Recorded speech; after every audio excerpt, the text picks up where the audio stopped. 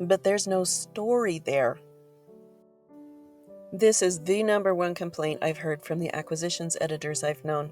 They receive stacks and stacks of book-length manuscripts that are technically well-written, have compelling characters, interesting settings, and lots of exciting events, but there's no story there. So what is a story anyway?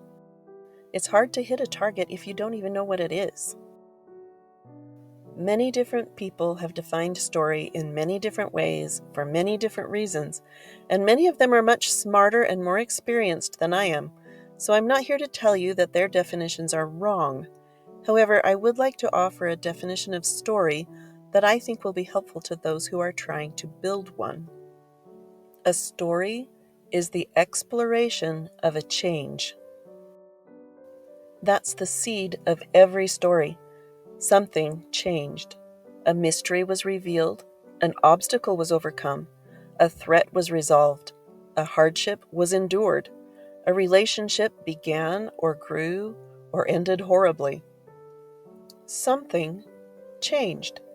It began in one state and transformed to another state. That transformation, that change, is the seed of the story, but it's not the story itself. It's merely a statement of fact.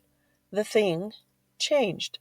It doesn't become a story until we dig in and explore what happened in between these two states. What kind of change was this exactly? How do we feel about this change? When and where did it happen? Who did this change happen to? Who instigated it? Who opposed it? How did the change happen? Was it sudden or slow? Intentional or unanticipated? What events and reactions created the pressure that caused this change to happen? At what point did the change shift from being improbable to being inevitable? Why does this change even matter? What would have happened if the change had not taken place? What can we learn about how life works from observing this change? Who else would be interested in knowing about this change? And that is where the story gold is found, in the exploration of a core change.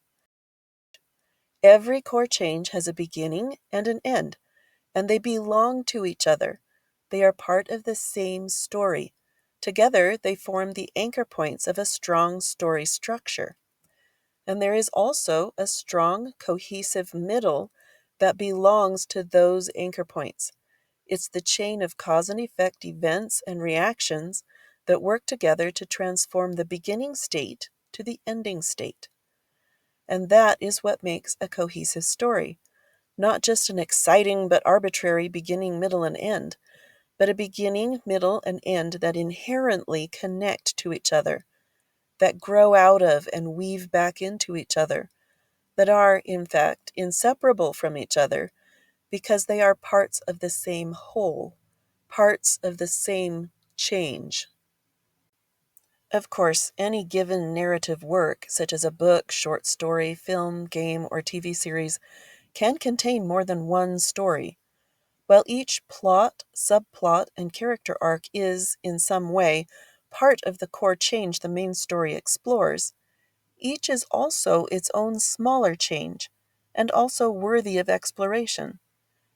And in a well-told narrative, every scene guides the audience through a small change that moves the core story forward. But those are topics for future videos. For now, just remember, at its heart, a story is the exploration of a change.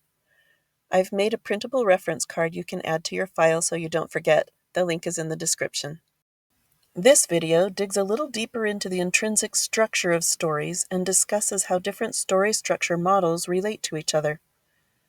This one will help you start developing a solid story premise. This video talks about different approaches to writing stories, and this is a video I just think you'll like.